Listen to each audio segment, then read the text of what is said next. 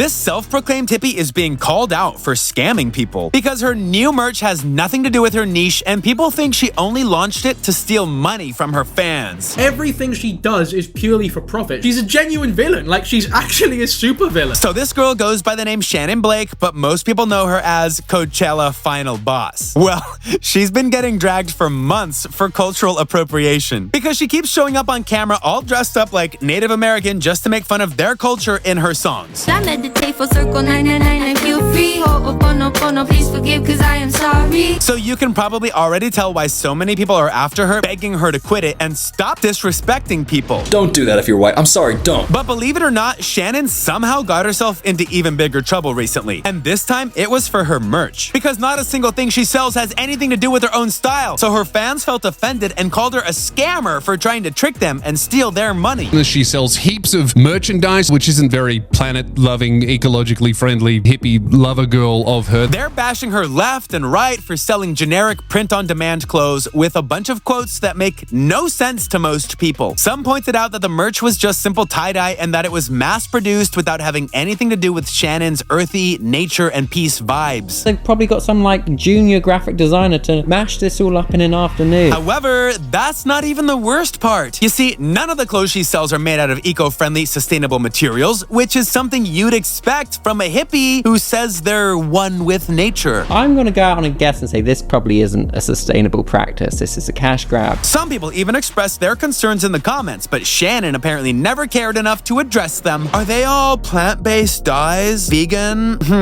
No reply. The irony of a hippie selling merch is insane. But trust me, it does get crazier the more you dig into it. Because if you want to get your existential bliss, you have to pay a tiny little fee of 65 bucks. That's right, this hippie is selling her not-so-hippie merch at not-so-hippie prices, and people are absolutely livid about it. Annoying, ego-destroyed, $70 hemp t-shirt selling freaks. In fact, many are convinced that Shanin's just trying to capitalize on a popular trend of spirituality in this modern world and profit off of it. Knocking it out the park with capitalism. However, this isn't the only time Shanin got dragged for being way too hungry for money. In fact, Shanin is also rumored to be a Nepo baby coming from an extremely rich family. She's definitely got parents that are like wildly wealthy. That's right. This self-proclaimed hippie's parents allegedly work as weapon manufacturers for a huge company. Her parents worked for Lockheed Martin. So if that's true, then Shanin is only cosplaying as a hippie and supposedly selling her merch just to make ends meet. While on the other side, she's proudly showing off her Bronco, private jet, and a brand new personalized G-Wagon, which many think is really condescending of her considering she keeps convincing everyone she's a flower child and that she lives just like any other hippie out there. But what do you guys think? Is Shanin exploiting the indigenous culture for money? And is she actually a Nepo baby?